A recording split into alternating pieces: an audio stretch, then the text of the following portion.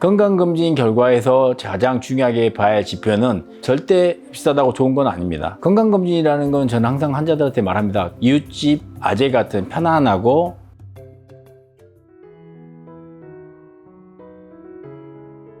네, 안녕하세요. 저는 광주광역시 서구 풍암동의 소문난 내과에 근무하고 있는 김병훈 원장입니다. 당뇨, 고혈압, 고지혈증과 같은 대사성 만성질환 환자들 많이 보고요. 그리고 간질환 환자들, 심장질환 환자들, 호흡기질환 환자들 주로 많이 보고 있습니다. 그리고 또한 이제 공단검진, 학생검진과 같은 건강검진 사업과 함께 하고 있어서요. 건강검진 많이 시행하고 있습니다.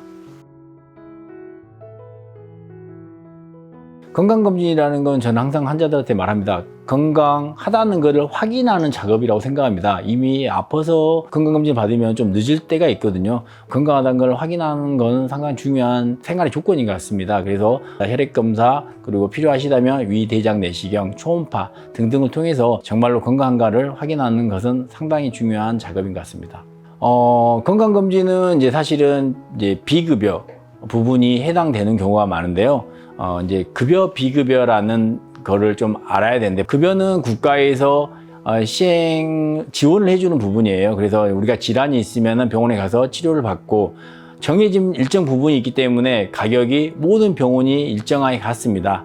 하지만 건강검진 비용은 비급여, 내가 원해서 시행하는 검사이기 때문에 같은 검사를 하더라도 병원에마다 가격이 틀릴 수 있습니다. 사실은 A란 병원에서는 5만 원을 받을 수 있고, B란 병원에서는 10만 원을 받을 수 있고, C란 병원은 황당하게 100만 원을 받을 수도 있습니다. 그렇기 때문에 가격을 비교해서 검진기관을 선택하는 게 필요하다고 볼 수 있겠습니다. 절대 비싸다고 좋은 건 아닙니다.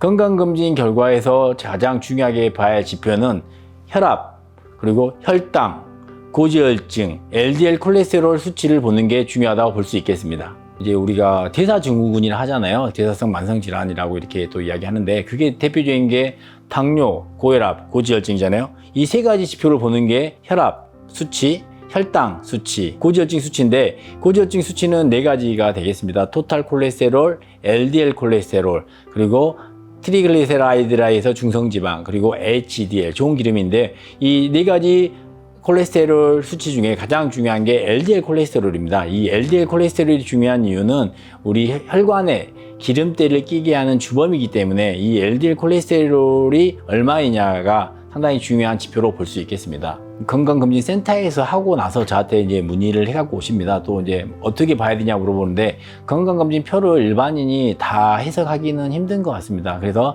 반드시 결과표가 궁금하다면 담당 주치의님하고 상의하는 게 가장 빠른 방법이고요. 고지혈증 같은 경우에는 LDL 콜레스테롤이 가장 중요한 지표다, 우리 몸에 가장 안 좋은 수치이기 때문에 라고 이야기하지만, 예를 들어서 이 고지혈증은 상대적인 거예요. 꼭 절대적으로 얼마가 좋다, 정상이다 하지 않고, 크게 예를 들면은 남자 45세, 여자 55세 이상, 그리고 혈압이 있냐 없냐, 담배를 피냐 안 피냐, 좋은 HDL 기름이 높냐 낮냐, 그리고 가족력상 45세 이전에 심혈관 질환이 있었냐 없었냐를 따져가지고 이 위험 질환이 하나냐, 둘이냐, 셋이냐에 따라서 LDL 콜레스테롤 수치가 160 이하로 조절할 건지, 130으로 조절할 것인지, 100 이하로 조절할 것인지, 또 이런 것들, 또 당뇨가 있으면 무조건 LDL을 100 이하로 조절할 걸 공고하고 있거든요. 그렇기 때문에 내가 가지고 있는 위험 인자에 따라서 상대적으로 달라질 수 있기 때문에 결과표는 반드시 담당 선생님하고 상의하시는 게 가장 중요하다고 볼 수 있겠습니다. 정말 저도 깜짝깜짝 놀랄 때가 있는데, 20대의 고혈압, 당뇨, 고지혈증을 진단받는 경우가 종종 있습니다. 그래서 그런 분들은 본인의 생활 습관이 안 좋아서 생기는 분들도 있지만, 또한 타고난 가족력으로 인해서 질환이 생기는 경우도 있습니다. 가족력으로 인해서 생기는 경우에도 생활 습관을 개선하고 운동을 열심히 하고 그러면은 그 발병할 수 있는 나이대를 좀 더 늘릴 수 있다는 거죠. 그래서 어쨌든 간에 생활 습관 개선이 가장 중요한 부분이 아닌가 싶습니다. 지금 내시경을 받은 지가 한 15년 정도 됐습니다. 위내시경을.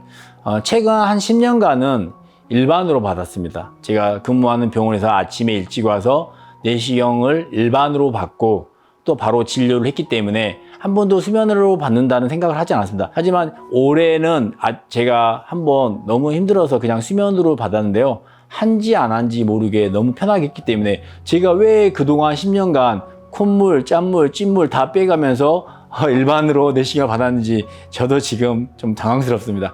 내년에도 저는 반드시 수면 내시경 받겠습니다. 그리고 저가 개인적으로 내시경하는 의사의 입장에서 일반으로 해서 잘 참는 분도 있지만 되게 못 참는 분들이 많은데 환자분이 가스가 주입이 되면 위가 팽창을 해서 위를 봐야 되는데 그걸 못 참고 계속 트럼을 하고 움직이게 되면은 시간이 오래 걸리게 되고 또 특히 안 좋은 병변이 있어서 제가 조직 검사를 해야 되는데 움직이게 되면은 조직 검사를 할 수 없는 단점이 있습니다. 본인이 잘 찾는 환자도 있습니다. 그렇지 않은 거라면 내가 일반 내시경 했는데 담당 선생님이 환자분은 앞으로 수면을 해야 될 것 같습니다 하면 반드시 수면을 할 거를 권고하고 있습니다. 저는 뭐 항상 환자들에게도 말하지만 새끼 무조건 챙겨 먹어라. 특히 이제 현대인들이 아침 식사를 잘 못하는 경우가 있는데요. 아침 식사를 반드시 하는 습관을 들이고요. 폭식을 좀 주의하시고 그리고 당연히 운동이 동반된 삶이 있어야 된다고 저는 생각합니다. 그리고 뭐 즐겁게 살고 행복하게 살고 그거는 이제 쉽지 않은 일이지만은 자기가 즐거운 일을 찾아서 하는 시간을 갖다 보면은 뭐 건강하게 살 수 있지 않을까 개인적으로 생각하고 있습니다. 대학병원에 있을 때는 내과 환자, 내과 질환만 열심히 보고 그 외에는 타과에 전원을 하거나 의뢰를 하거나 관심이 없었다라고 생각할 수 있는데요. 최근에 이제 개업을 하고 내과 환자들은 많은 질환을 함께 가지고 있는 경우가 많습니다. 그래서 이제는 제가 무조건 내가 못 본다 해서 보내거나 그러진 않고 제가 공부를 해서든지 물어서든지 어떻게 해결할 수 있게끔 하려고 노력을 많이 하고 있습니다. 토탈 케어를 해주려고 좀 노력을 하고 있는 편입니다.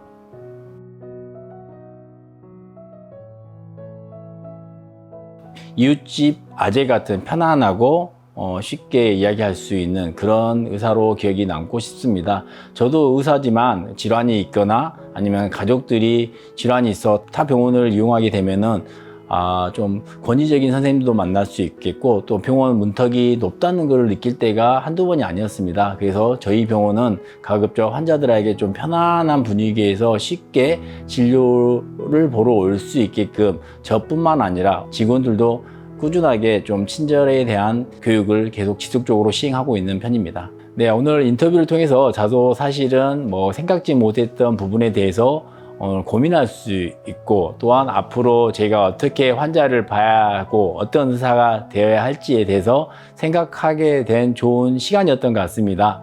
기회가 된다면 또 비욘디를 통해서 찾아뵙도록 하겠습니다. 시청해 주셔서 감사합니다.